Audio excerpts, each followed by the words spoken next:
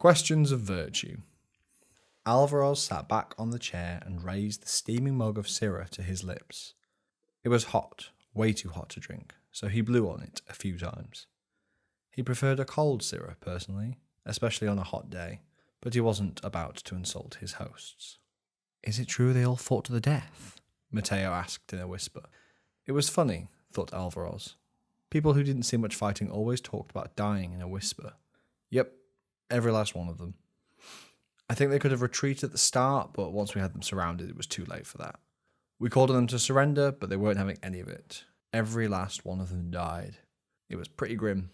"They must really hate us," Mateo exclaimed, visibly shocked to have confirmation of the wild rumours that were flying around. Alvaroz screwed his face up and thought. "I don't think so," he countered. "I mean, maybe. They hate the Navarre, that's for sure. They call them Imperial Druge. I don't know what that means, but they say it like it's the worst insult they can think of."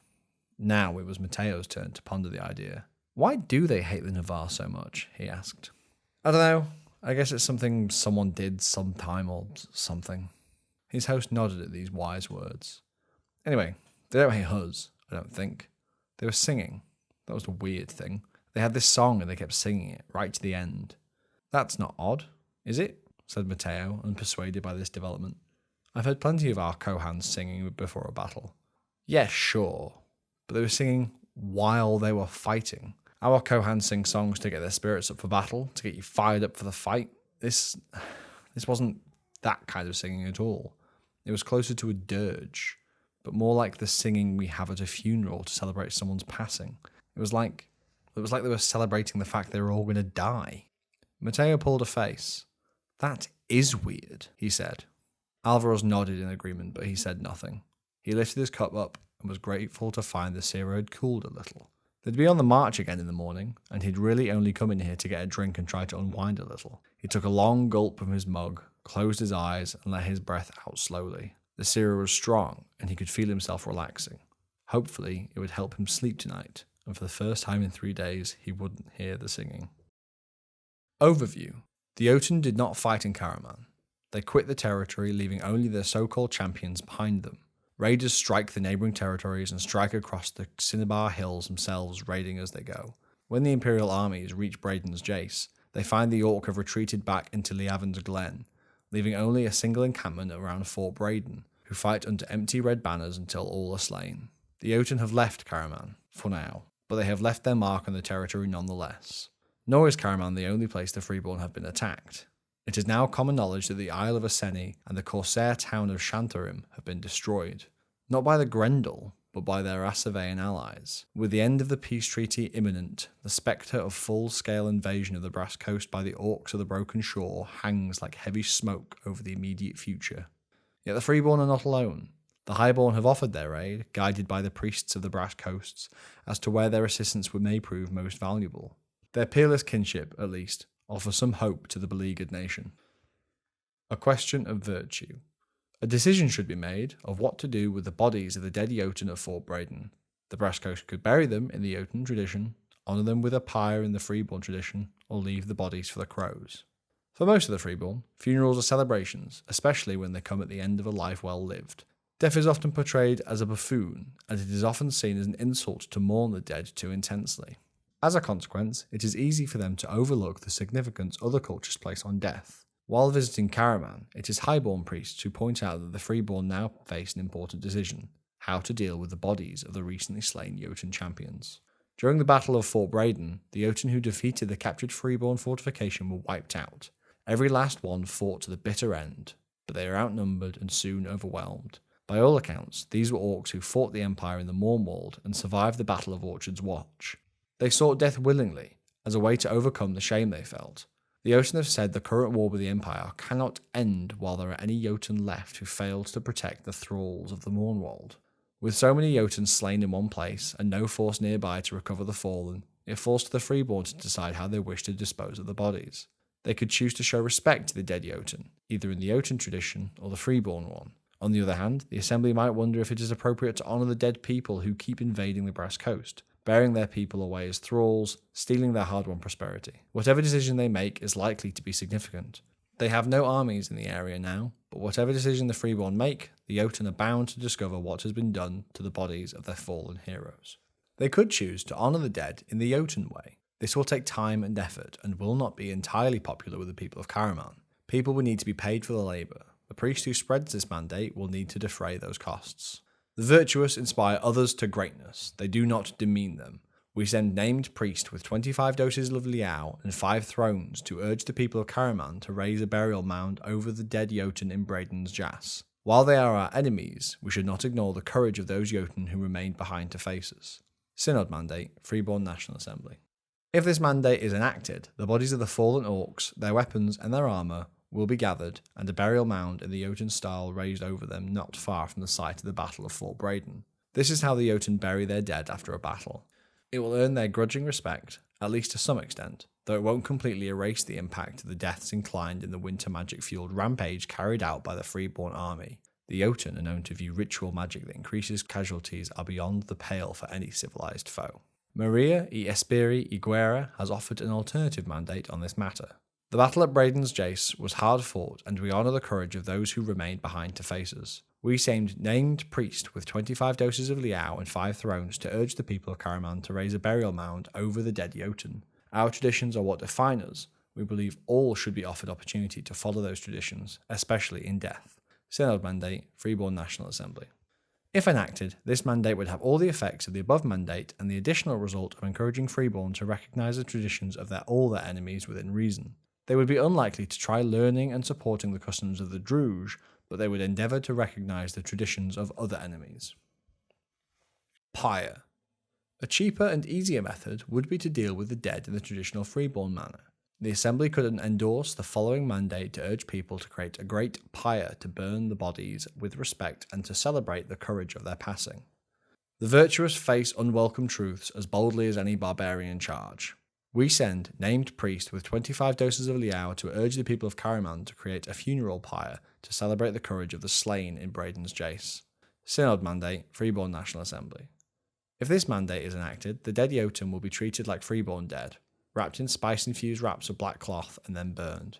This is not how the Jotun treat their dead, but it is how the Freeborn honour their own. The Jotun are known to be obsessed with honour, so if they understand the significance of the ritual, they may appreciate the honour that is being done. If not, then they are likely to be angered by this. Ditch. On the other hand, some of the Freeborn and Navarre soldiers who fought at Fort Braden and who have faced the Jotun before take a different view. Nobody asked the orcs to come here, nobody asked them to kill Imperial soldiers, and honouring their sacrifice is an insult to those who died fighting them. The Freeborn could use a mandate to show their contempt for the Jotun. Despise that which threatens what you watch over. We send named priest with 25 doses of liao to ensure the bodies of the dead or champions are stripped, their weapons and armour sold, and their bodies left for carrion. We will give them the death they crave. Synod Mandate, Freeborn National Assembly. If this mandate is enacted, the bodies of the Jotun will be efficiently looted and then left for carrion to consume. No respect will be shown to them. Quite the contrary. The sale of weapons and armour will generate 5 thrones for the priest who enacts the mandate, with the expectation that they will share the money with those who have suffered under the hands of the Grendel and the Jotun. The Jotun will be incensed by this action, especially following, as it does, the decision of the Fire of the South to slaughter as many Jotun warriors as possible in the recent campaign. It is impossible to know what response they will give, if any, but it will cause material shift in their view of the Freeborn. The Jotun will see and treat them more like the Navarre going forwards. Competing mandates. These mandates are in competition with each other. If more than one is upheld, assuming any are, whichever judgment passed with the greatest margin is considered to be successful and all other competing mandates fail. Our Freeborn cousins. The Highborn National Assembly may enact a mandate to help the Freeborn protect their homes and regain Faraz. The effects last until the start of the summer solstice 386 YE. During the spring equinox, the Highborn National Assembly chose to express their peerless kinship with the Brass Coast. Guided by the statement of principle by Tanya y Zayden y Rayquaza, the past 3 months have seen Highborn pilgrims coming to the coast to see how they can help save the territory of Karaman from the Jotun. Yet by the time the priests have arrived, most of the West Norks have already quit the Cinnabar Hills. A force of champions remain behind to hold Fort Braden, but they are overwhelmed by the armies sent to reclaim the territory. Our Freeborn cousins are locked in a struggle to defend their land and their freedom. We ask all Highborn to bend their efforts to help them in a spirit of peerless kinship. Lev, Spring Equinox 385YE, upheld, greater majority 421 to 10.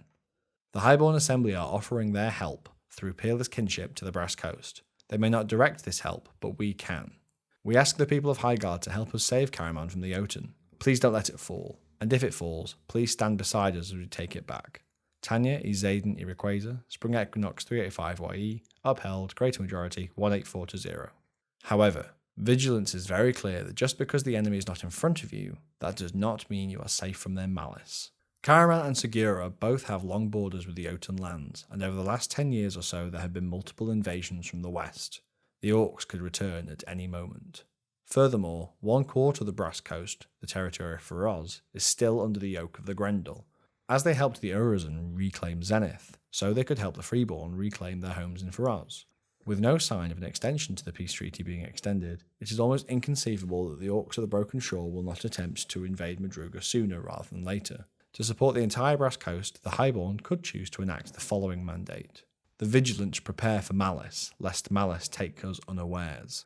We will stand with the Freeborn to defend their homes, and march with them as they take back what has been lost.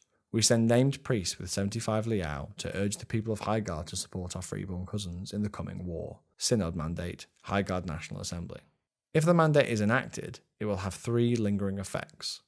Until the start of the Summer Solstice 386YE, any Highborn army that fights in the Brass Coast or in Faraz will gain a flat bonus of 1/10 to defend or take a territory. In addition, any Highborn military unit that fights in the Brass Coast territory of Faraz during this time will gain a +1 rank bonus to their effective strength. There is a restriction here, however.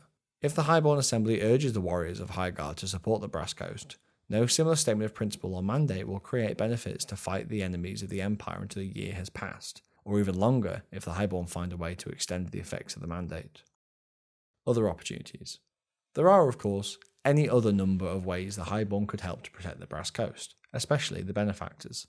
They could throw their considerable economic might behind the project to restore and protect the Cinnabar Hills, for example. There is also, obviously, aid to offer in Madruga against the Dry Patricians. There may even be ways to support the Freeborn more directly in Karaman. There is an opportunity for Imperial heroes to use the Sentinel Gate to try and prevent the destruction of Fort Praeden, for example. Touch of Winter.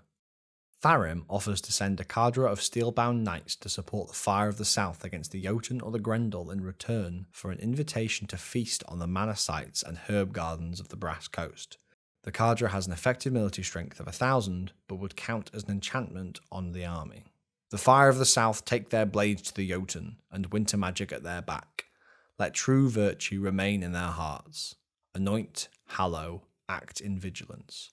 Arshan y Fiel y Guerra, Spring Equinox 385YE, upheld, greater majority 184 to 0.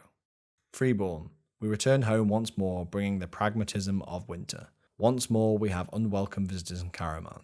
These Jotun have claimed Fort Praeden for their own. We will bloody them as we force them to leave.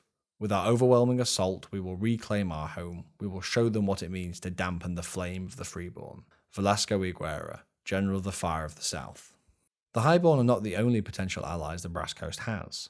During the Battle of Karaman, the Fire of the South possessed a powerful enchantment of the Winter Realm that made them merciless in the battle against the Jotun, taking every opportunity to cut down and kill their adversaries. Implacable and merciless, they have targeted baggage trains, executed the fallen, and cut down anyone attempting to flee without hesitation. Cold and calculating to the point of callousness, there was none of the easy camaraderie or joy in battle that often accompanies the Freeborn force. At night, their campfires burned green and blue and provided little heat. Such was the chilling power of the enchantment.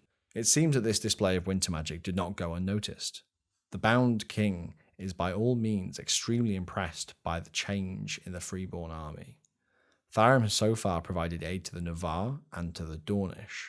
Indeed, his agreement to aid the people of Dorne in retaking the barons has, conveniently, just expired.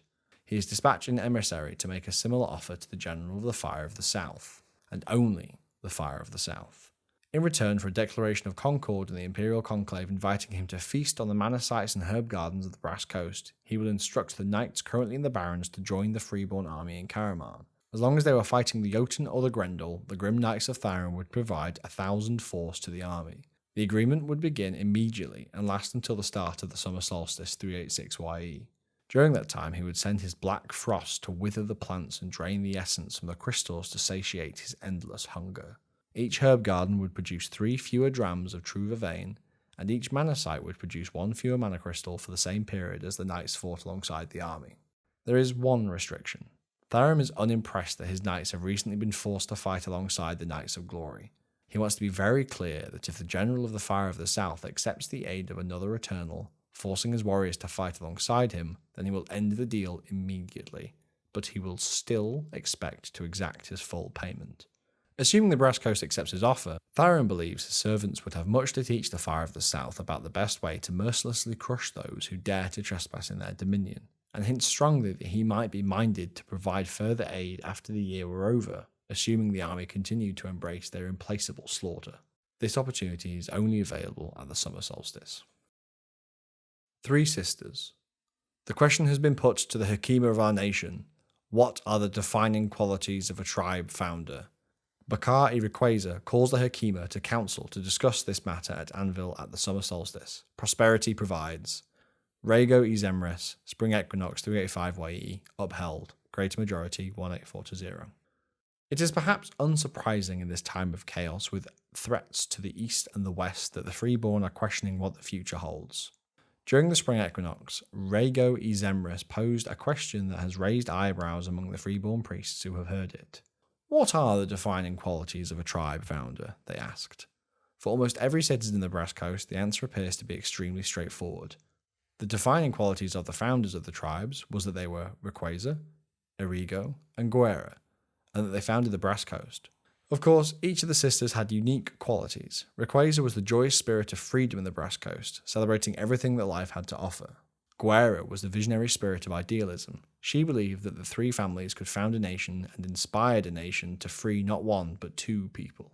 Erigo was the courageous spirit of daring, ready to dare any venture without fear of the risks. But the defining quality, the one thing they all have in common, is that they each worked together to found the nation. The tribes are the tribes because they looked to the 3 sisters who built the nation for inspiration.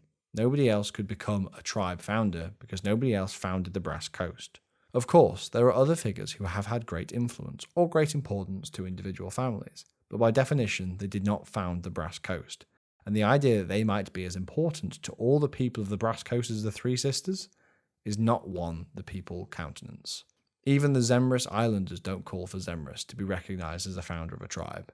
They append the name of Zemris to their family name before their tribal name to show their affection and connection to the exemplar, yet they still overwhelmingly see themselves as Guerra, Erigo, and Rayquaza.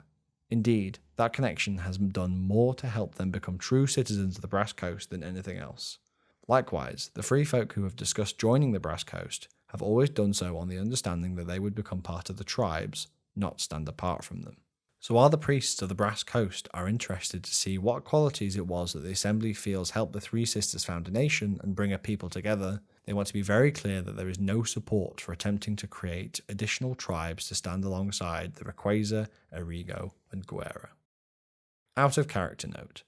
While we appreciate there is an appeal for players in creating a legacy by altering the setting in such a fundamental way, adding a 4th tribe is not a change that we plan to allow. Unfortunately, in this case, more is categorically less.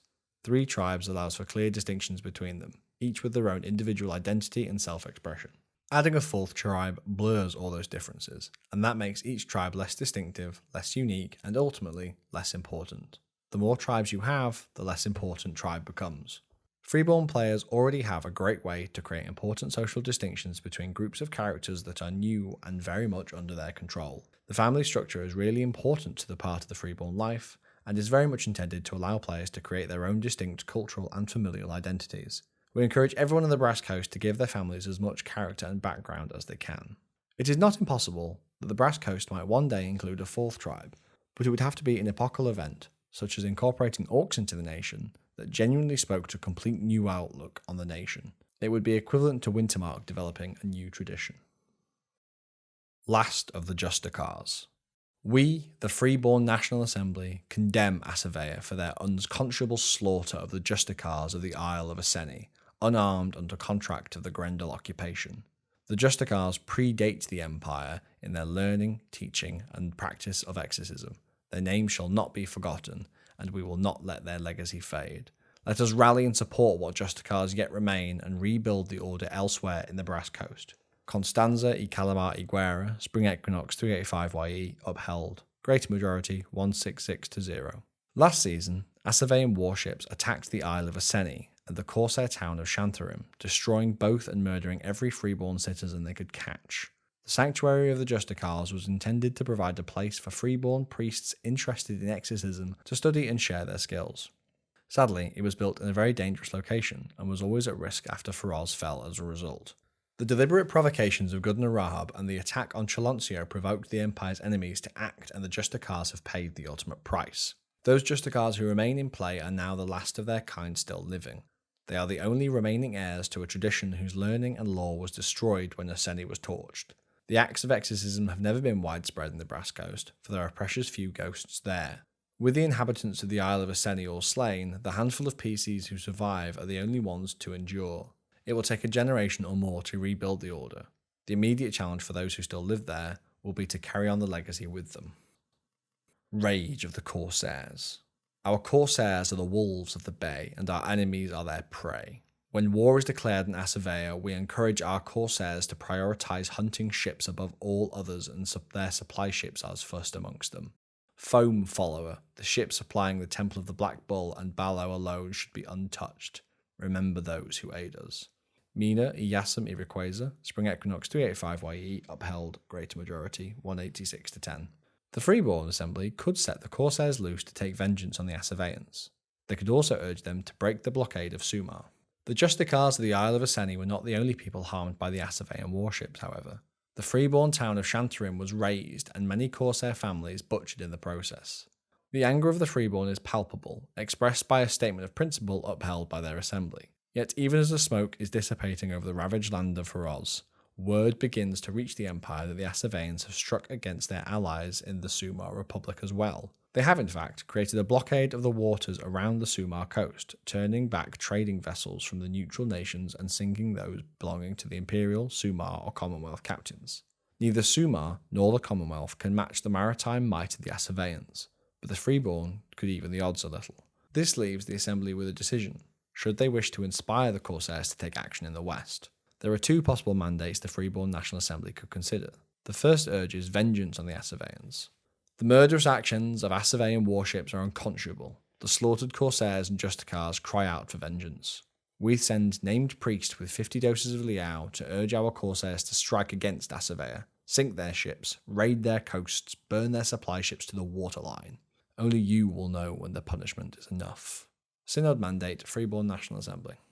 If this mandate is enacted, the Corsairs will seek to avenge the destruction of Shantarim and the attack on the Isle of Aseni. Privateers will harry Asavean ships wherever they encounter them, and many will travel to the Sea of Salt to fight the satrapies.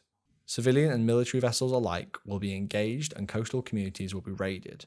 The mandate will create an adventure for any freeborn fleet owner, and the Corsair archetype found under the independent action drop-down called Vengeance of the Corsairs. In place of its normal production, the fleet would produce 90 rings in luxury goods, 3 ingots of orichalcum, 2 measures of iridescent gloaming seized from the Asaveans, with a fleet that has been upgraded or enchanted receiving proportionately more. It will also send an unmistakable message to the Asaveans that they strike against the Brass Coast at their own risk. Alternatively, the Assembly might urge the Corsairs to eschew their vengeance against the Asaveans directly and instead urge them to attack the blockade levelled against the Sumar Republic. The Sumar are our allies, and we are united with them in our shared love of Zemrus. We send named priests with 50 doses of Liao to urge the Corsairs to thwart the Asavean blockade of the Sumar coast, harass their warships to let traders reach the port of Zemma. Synod Mandate, Freeborn National Assembly. If this mandate is enacted, the Corsairs will be urged to fight the Asaveans in Sumar coastal waters to help break the blockade. They don't have the power to break the blockade, but their efforts will be enough to allow some ships to slip through. That will remove the penalty to trade with Zemma experienced by Imperial traders. This will also create an adventure for Corsairs called Thwart the Blockade, which will allow a standard fleet to help attack the Asavean ships in Sumar and provide a standard fleet with 72 rings and 2 doses of Liao from the grateful Sumar. It will also show the Asaveans that the Freeborn stand with their allies among the Sumar. Serratio y del Toro y Guerra has offered a mandate that would see the National Assembly encourage the Corsairs to instead focus on the dangers close to home. Now is not the time for vengeance, but for vigilance. The Assaveans strike, but are a precursor of the greater threat. We send named priests with 50 doses of Liao to urge our corsairs to guard the bay against barbarians. Prepare for malice and thwart it before it strikes again. Synod Mandate, Freeborn National Assembly. If this mandate is enacted, the rage of the corsairs will be tempered, and instead of looking to strike back against the Assaveans, they will instead focus on defending the Bay of Katazar. This would not create an adventure for corsairs, nor would it see a penalty to trade with Zema removed. Tabris, son of Armisael, has offered an alternative mandate, using the Partners of Greatness power to the Highborn National Assembly. The Sumar are our cousins in virtue, and it behooves us to build up our fellows rather than let them languish under a blockade of idolaters. We send named priests with 50 doses of Liao to urge the sailors and fleet captains of Highguard to journey to Sumar in order to aid them against the Assavean blockade. Synod Mandate, Highborn National Assembly. If this mandate is passed, it will allow Highborn fleets to take part in the Thwart the Blockade adventure. It would not be enough to remove the penalty on trade of the Zema experienced by Imperial traders. Enacting the mandates. The mandates available to the Freeborn National Assembly are in competition. If more than one is upheld, the one that passes with the largest margin will be successful. If one is passed, the effects will last for at least the next year, until the start of the summer solstice 386 YE, or until the situation changes dramatically. However, once the summer solstice ends, there will be no further opportunities to direct the Freeborn Corsairs against the Assaveans unless another similar inciting incident takes place. Further reading. Not a Drop to Drink, 385 YE, Spring Wind of Fortune about the situation in Madruga, Shallows and Miseries, 385 YE, Spring Wind of War, detailing the current events in Karaman and surrounding area.